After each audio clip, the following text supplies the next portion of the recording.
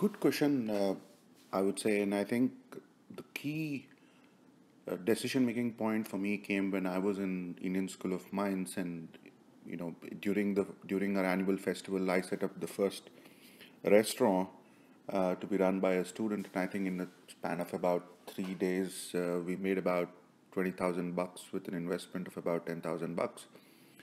So that was the moment I kind of realized that I definitely want to do something that's uh, potentially in the side of the business. I mean, obviously, nobody has a perfect vision in terms of what you will be doing. But what it also got me thinking as to, what is the kind of an education that I want post the Indian School of Mines journey, and what is the kind of an experience I want in addition to the education.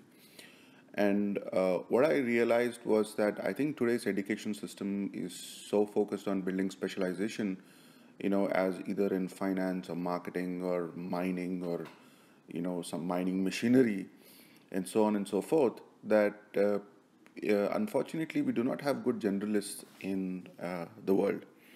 And when I say a generalist is typically somebody who's a jack of all trades, but who is absolutely great in terms of asking questions to the specialist.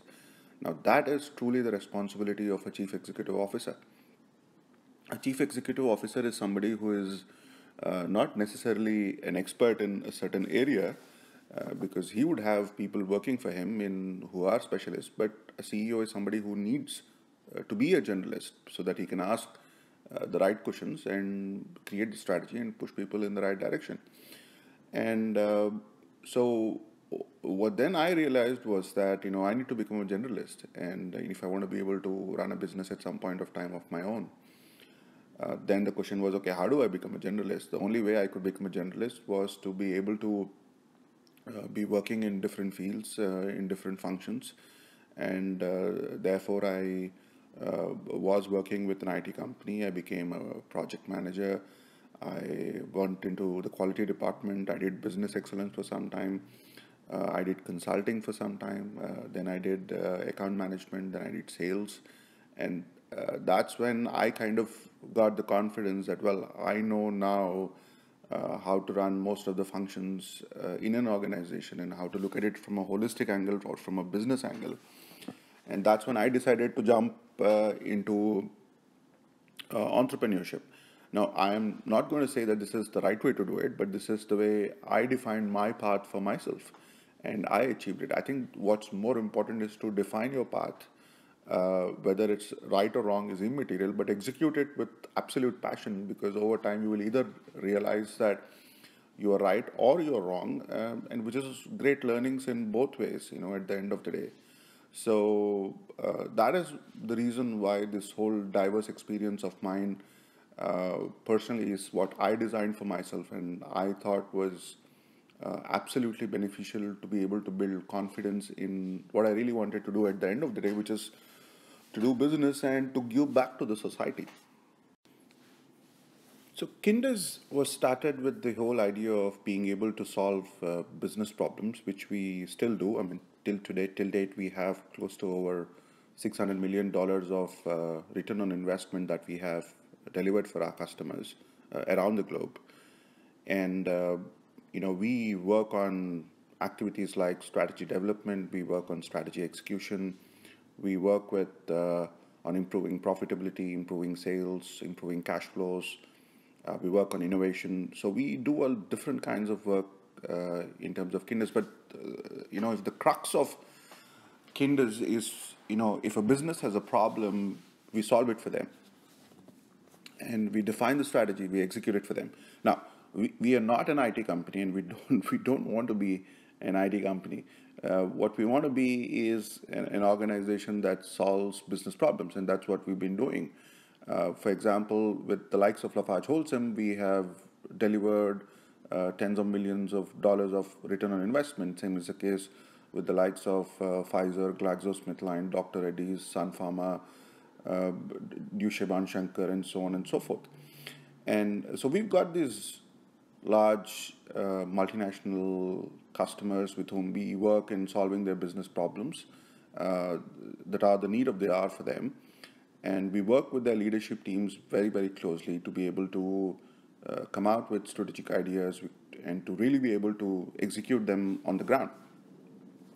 Now, what happens through this whole process is that we come out with some really cutting-edge management strategies, which you would not read in any book, or you would not read or get to learn from in any management class, because we're actually developing things that work on the ground.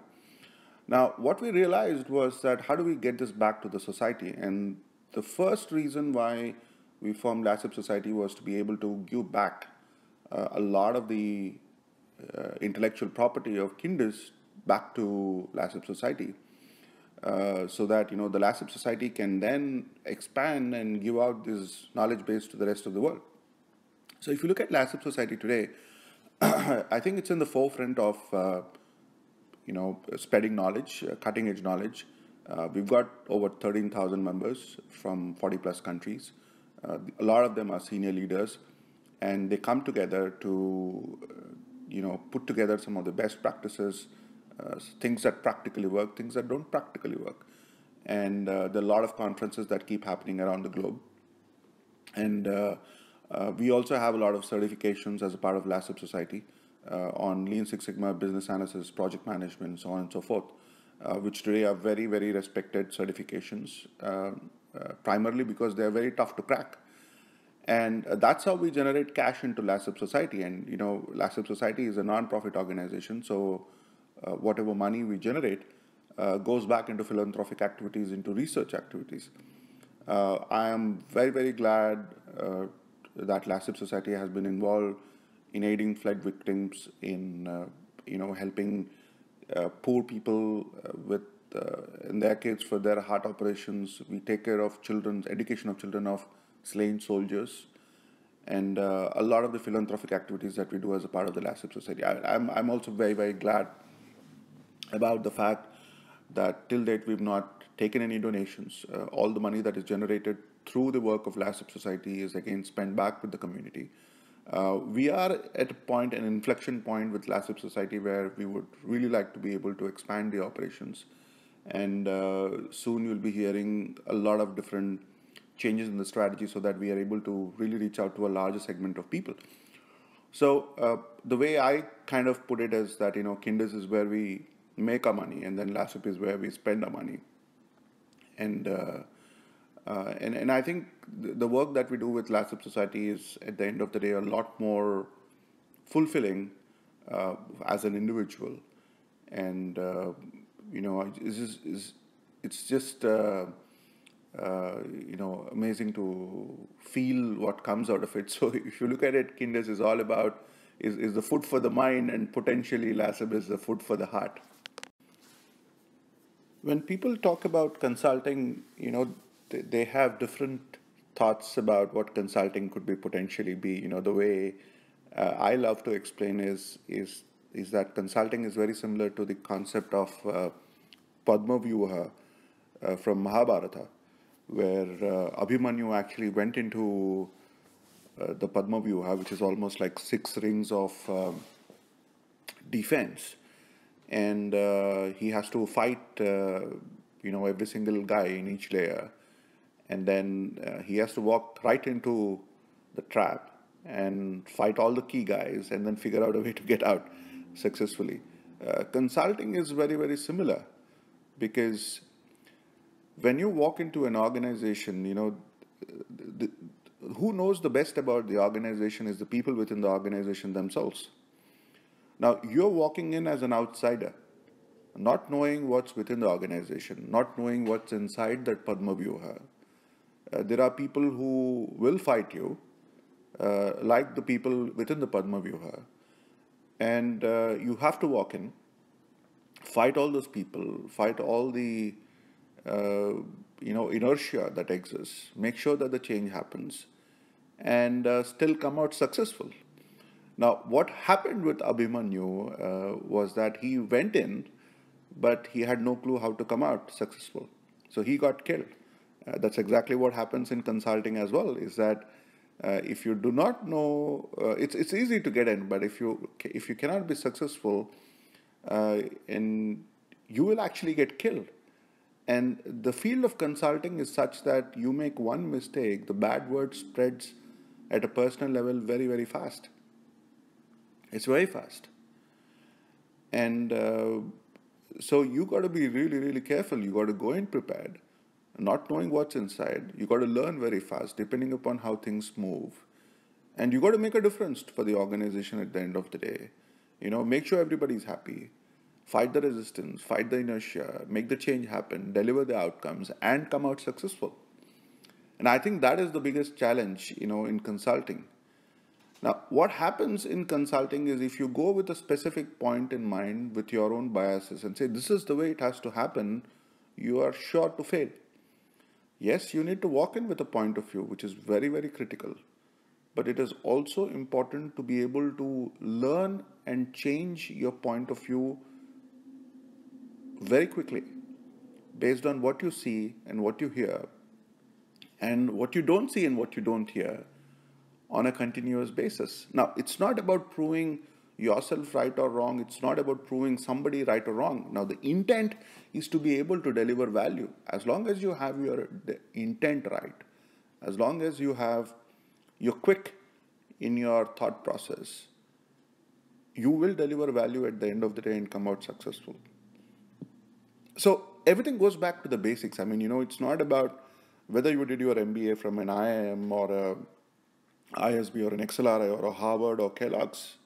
It's just these very basic principles of how you think and how you are being really true to yourself as an individual that really matter. And I think it's really tough for people to be true to themselves and look at things in a very unbiased way.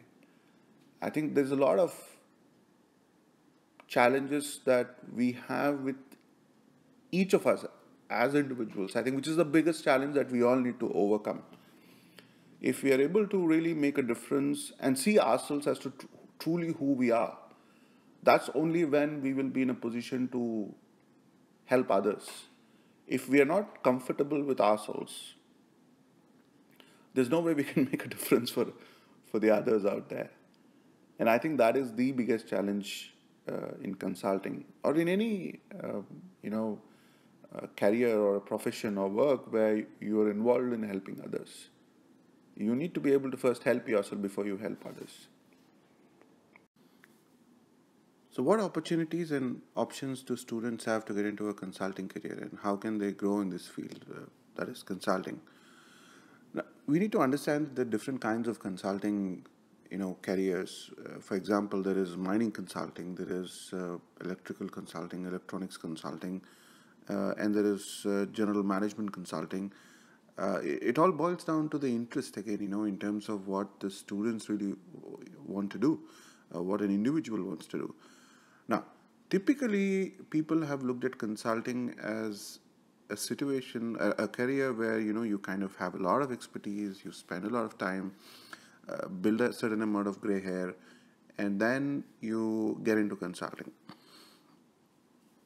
Now, that's not entirely true. If you are somebody who can learn very fast, who can change yourself very fast, and are very good in communication, I think primarily consulting is all about being able to answer questions of people, given the context that exists on the ground. Now, you might not know everything, but as long as you're willing to learn very quickly, I think you can. There are a lot of opportunities available for consulting. For example, we ourselves hire youngsters who have common sense to get into consulting. Now, senior people in consulting obviously need the help of younger people to get a lot of the jobs done. And so I think there are opportunities. Now, nobody is going to be out there advertising and saying, okay, I'm going to be open to getting refreshers on board for consulting. If you are interested, I think you need to be able to knock the doors of consulting companies, including us, and say, hey, you know what, I'm interested to learn something, and I'm interested in investing into this career.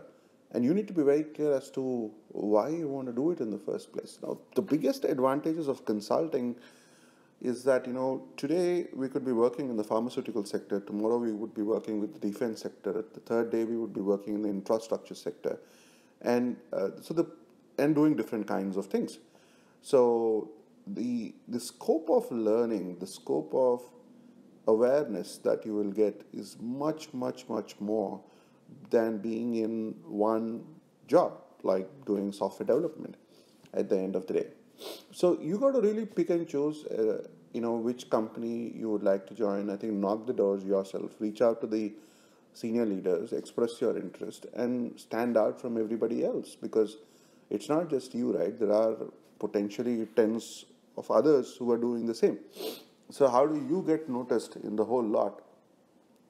And how are you able to convince them that you're the right choice is something that you have to figure out at the end of the day. You have to try it out. I mean, you have to experiment. There's nothing wrong in failing at the end of the day, but you have to figure it out. Now, what all industries and sectors does KINDUZ Society cater to? Well, we work across various industries. We're very, very strong in the manufacturing sector. We work with cement companies, supply chain companies. We work with automotive companies. We work with the pharmaceutical sector. We work with defense manufacturing. We also extensively work with service sector. For example, we work with banks. We work with hospitals, financial institutions. We also work with the IT sector. So we as an organization have been very successful over the last 8 years to be working across multiple industries, including we've also worked for non-profit organizations and also governments at the end of the day. So, and I think that's the big advantage, because you get to work with so many different sectors, so many different people from around the world, and the amount of knowledge and experience that you gain working across a multicultural, multi-industry environment is just amazing. Now, a brief insight for students, so that if they like this career option, they think they can pursue. As I said, it's all about, you really understanding a company that you potentially would like to join, reaching out to the decision makers, the top leaders, setting up a call with them, understanding what they do. If you are interested, you have very clear reasons as to why you think you're the right choice at the end of the day. See, you have to sell yourself. Nobody's going to sell for you, right? And nobody's going to be waiting and say, yeah, there's this fresher who's going to come to me and then, he's going to make a request and I'm going to recruit him. Nobody's going to be waiting for you. You have to take the step at the end of the day, whoever it is. Now, please understand that senior leaders don't have the time. But yeah, you have to follow up. You have to have a thick skin and not get emotionally bogged down by the fact that somebody is not responding. And every single time you reach out to them, you have to have a very strong reason as to why they should connect with you at the end of the day. It's not that, I don't think it's not that they don't want to connect, but at the end of the day, the fact also is that, it's a very important, the time is limited. If they get some time, they would spend some for themselves. Potentially the senior leaders, they'll sleep for a while, spend time with the families. But they don't have the time. So you have to give them a very, very strong reason as to why they should connect with you. I think that is critical. So all the best. How can an engineering student gain inspiration for entrepreneurship? Can he or she do that without pursuing MBA? What technical skills he or she should learn during graduation? First, the answer is that, you cannot force any engineering student or anybody to gain inspiration from entrepreneurship. Either they are inspired with entrepreneurship or they are not inspired with entrepreneurship at any given point in time. I think it's absolutely wrong to expect everybody to be motivated by entrepreneurship. The answer is no. I think people are not always motivated by entrepreneurship. Some people are motivated by religion, spirituality, by doing a job, by cooking. So, and I think the world needs people who love to do different things. So, either you're motivated by entrepreneurship or you're not at the end of the day. But what I can assure you is that entrepreneurship is a brilliant way of challenging yourself. Now, if you're somebody who is wanting to challenge himself or herself and to be able to do something absolutely amazing out of and to create something amazing out of yourself, then definitely entrepreneurship is one of the places that you should be looking at. Now, in a capitalistic world that we live in, and I think personally there is no point of debating whether a capitalistic world is good or a socialistic world is good or a communistic world is good. I think we all have agreed that we want to live in a world that's capitalistic. Let's not get into a discussion about which one is better, and let's just move ahead and make it work at the end of the day. And I think in a capitalistic world, the world needs entrepreneurs. I'm not going to be talking about India or Make in India program, but I'm going to be talking about around the world. I mean, if we have great entrepreneurs in every single country who are creating jobs, who are creating a purpose for different people, who are really utilizing the skills of the people to be able to do something amazingly great, I think this world will be a better place to live in at the end of the day. We definitely need more Tatas, more Birlas, more Cargills, more Bill Gates of the world, more Mark Zuckerbergs, to be able to come into this world and to be able to change the way we work and make it a better place to to live in at the end of the day. So entrepreneurship is definitely the need of the hour. I think this is something that's going to be continuing into the future. I think the world needs more entrepreneurs and who will become successful at the end of the day.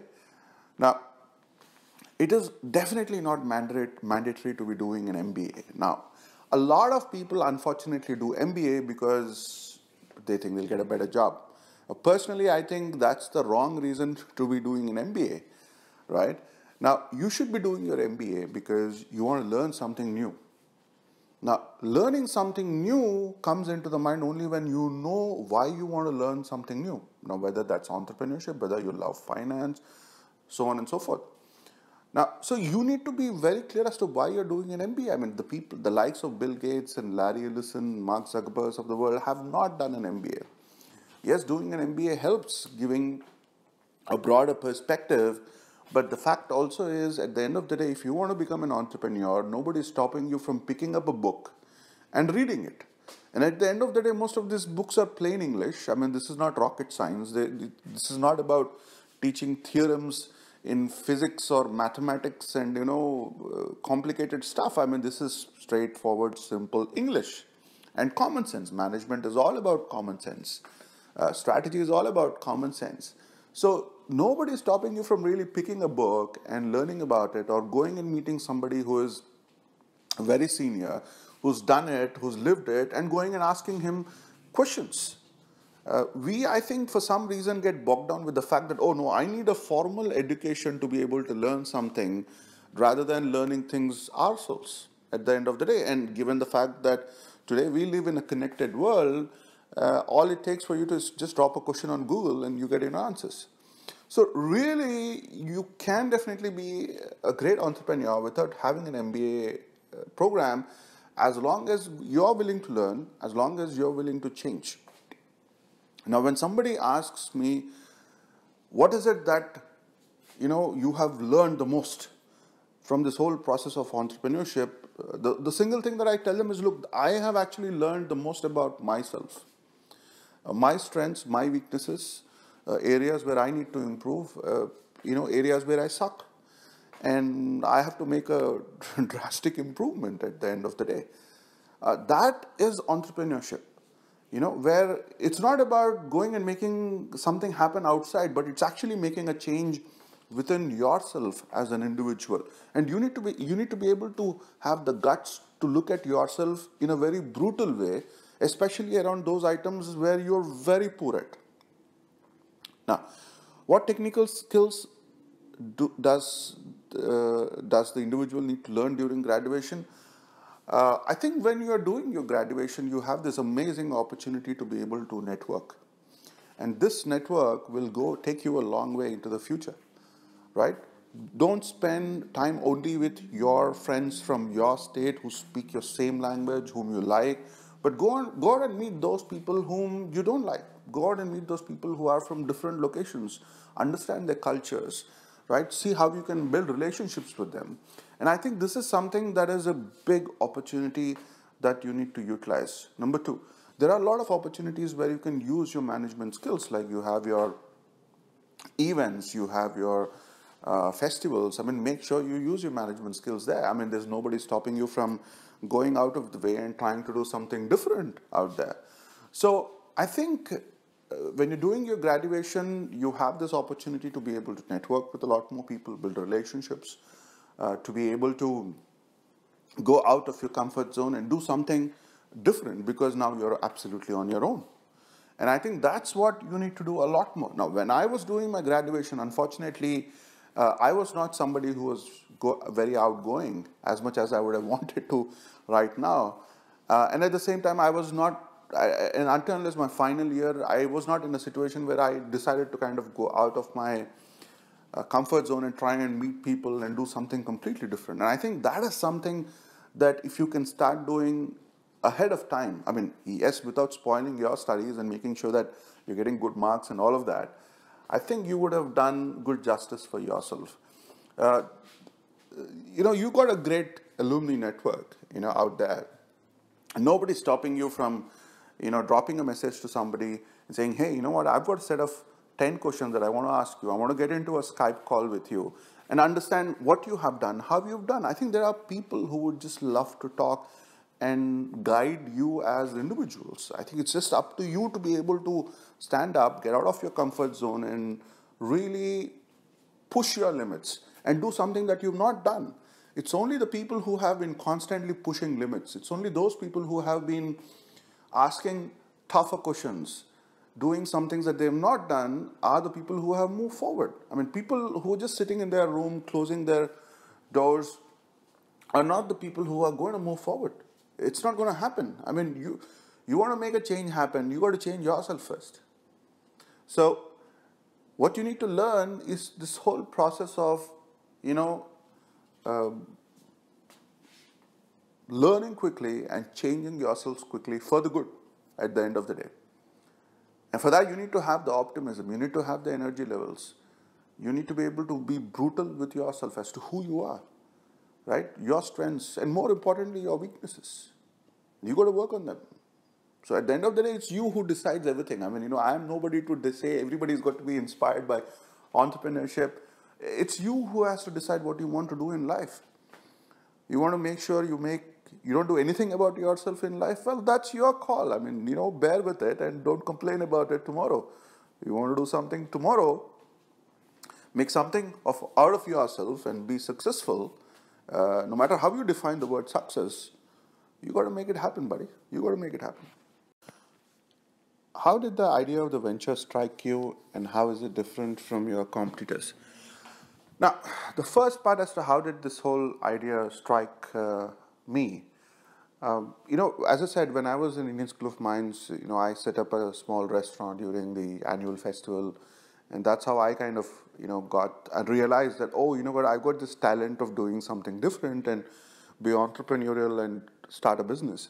So since then, obviously, I've had an idea that, potentially that I could start a business someday, but I had no confidence in terms of when and what and how.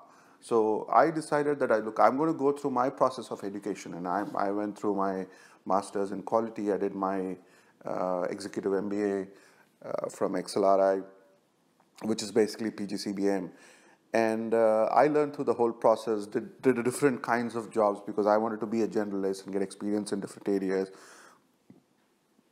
And then take a call and say, yeah, potentially I'm ready. Now, how did this whole venture strike? I think there are two aspects which are very critical. Look, life takes us through a certain journey, and every single thing that you have done in your life is for some reason, and that's what I personally believe. I'm not asking you to believe the same, but that's what I believe. And there are different things that you will do in life. For example, when I was in ISM, I started a club called, along with Purnendu and Sanjay Vamja, on Net Maniacs, and we actually taught IT education for free. And I ran the ISMD at yahoogroups.com.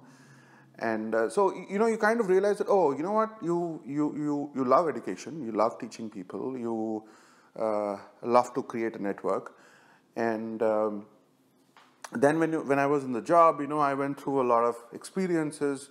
So what you need to be able to do is, at a certain point in life, you need to be able to look back and look at what you have done in the past, connect the dots. And when you connect the dots of what you have done, the experiences you've had, what you enjoyed, and I think that is more important, is what is it that you enjoyed in life? And you list down the 10 things that you have done and you enjoy. And then you connect the dots, you will start seeing that, potentially there is something that you would, some business idea that you really, really would love to execute. So my recommendation is, look back at what you've loved to do. Look back at what you've enjoyed, not necessarily succeeded, and then connect the dots. And you will start seeing that there is something that's been designed for you. It's there. It's just that you have to notice it. Number one.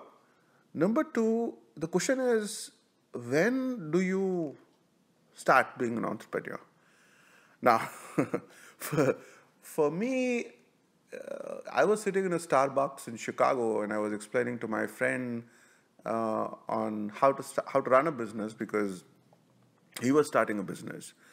And suddenly, I was using this tissue paper of, the white paper of Starbucks, and I was actually explaining it to him how the business works. And then, I got a calling, and suddenly I got a realization that, I know how to run a business. And I'm like, what am I doing here? Why am I doing a job?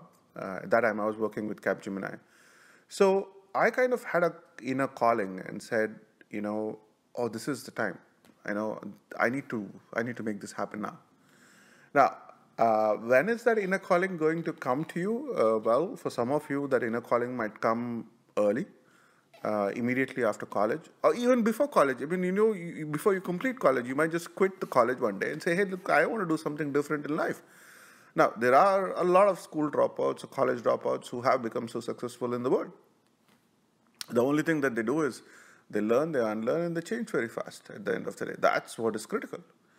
Now, so you need to do two things. I mean, from my perspective, I know they are very abstract when I talk about it, but you need to be able to connect the dots, number one. And you need to really, look for your inner calling. The day when your inner self says, now is the time, let's go for it. And you will never be sure. I mean, can you ever be sure that you will succeed? The answer is no. You can fail any day. I can fail any day. Not that I want to, not that I am being blind about things, but the fact is I can fail any day. It's just that you have to continue to work hard. You have to continue to invest yourself and make sure that every single day you're there on this Mother Earth. You're making a difference first for yourself and for the rest of the world and the society that's there.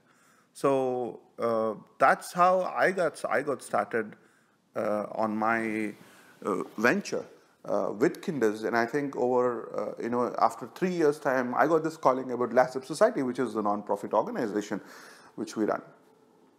Now, how is KINDUZ different from competitors? Well, two things that we very, very strongly believe in. I mean, a lot of the companies, consulting companies out there, they do a great job. Now, why should somebody come to KINDUZ? What are the differentiators?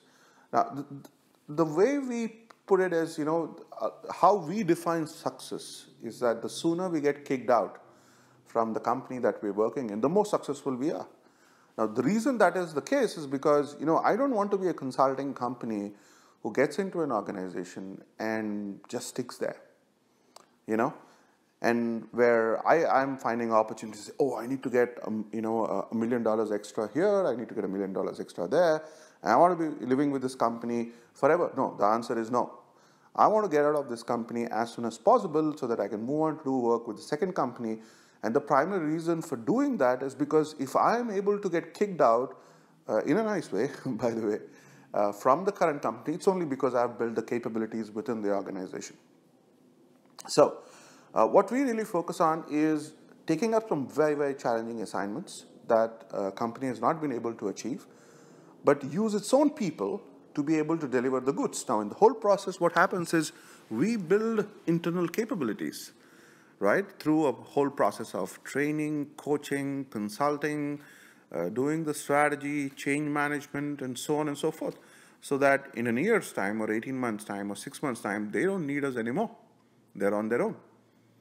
Now, one of the things that we are very, very clear when we say this to organizations is that, look, if you're in a crisis mode, now this will not work, because building capability takes 2-3 months more than getting the job done by somebody who's an expert. Now, if you want to build the capability and you're not in a crisis mode, then we're the right guys, right? If you're in a crisis and you need returns very fast, we will work in a different way, in a typical consulting company way, where we come in, we do the work, we go away. So that's the biggest differentiator. I mean, the whole differentiation is all about being very pragmatic, very practical about what the company needs at this point in time. And knowing about the fact that at the end of the day, it's the internal people who are the best for the company and who are going to stick with the company in the longer term. So you need to develop the internal people, and the sooner you get kicked out in the process, the more successful you are. I don't want a company to come and say, yeah, these guys came and did something great, right? I want a company to come and say, these guys came in, they taught us how to do it ourselves, and we no longer require them, because we are absolutely capable of doing it ourselves. Amazingly great.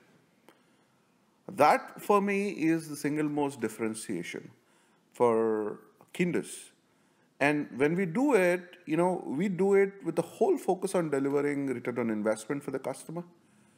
We've got documented savings worth over $600 million so far around the world. And when we do it, we give our hearts out. We work with a true intent of making a difference for the company, for the people, and for the country where we were working in. That's what truly defines us as an organization. What skill set should aspiring students work on while at college, and how should they plan their career profile if they want to move into consulting and entrepreneurship?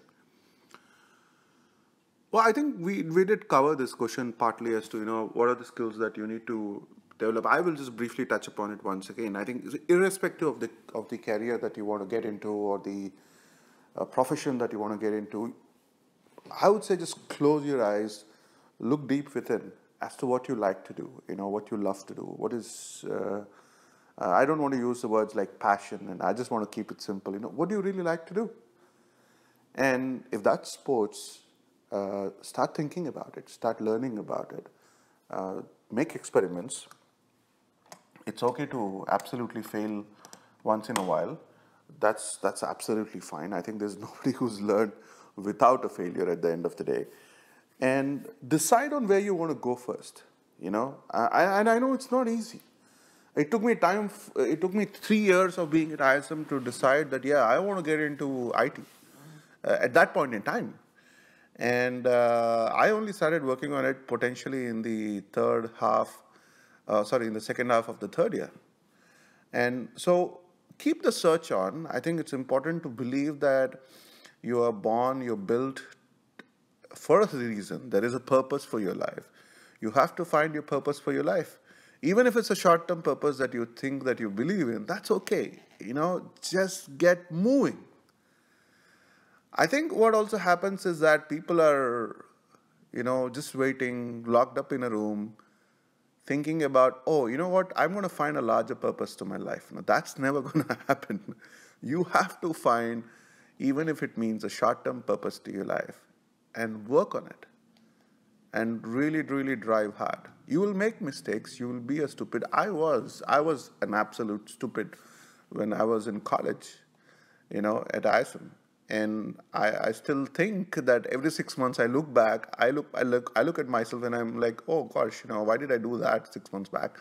I really look back and think, oh, I was a stupid 6 months back. And in fact, the day when I stop looking at myself 6 months back and saying I'm stupid, it basically means I've stopped my learning process.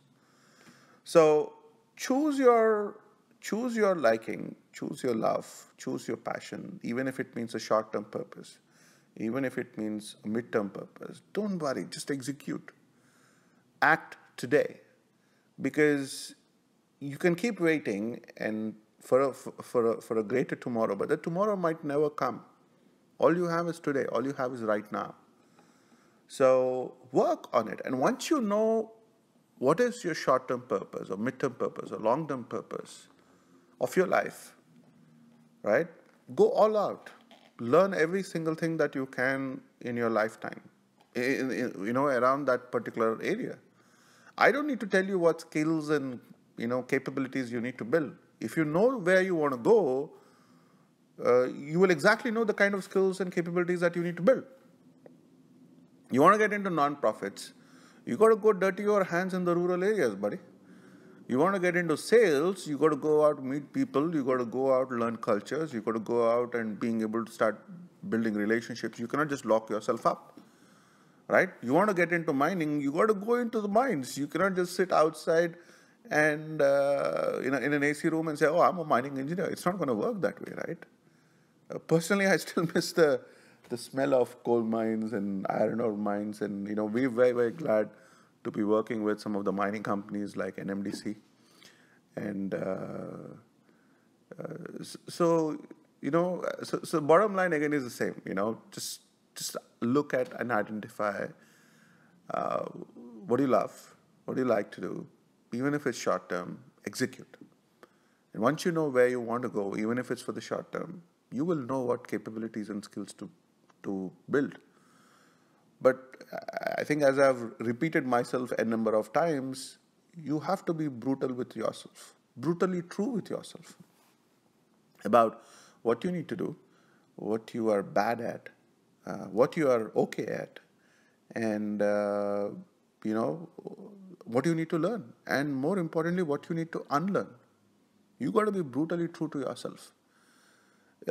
One of the things that I constantly tell everybody is that, look, most of the times, all of us as human beings, we keep searching for answers outside, from Pavan, from whoever outside in the world. I truly believe that all the answers that you ever need, right, all the answers that you ever want are all deep within you.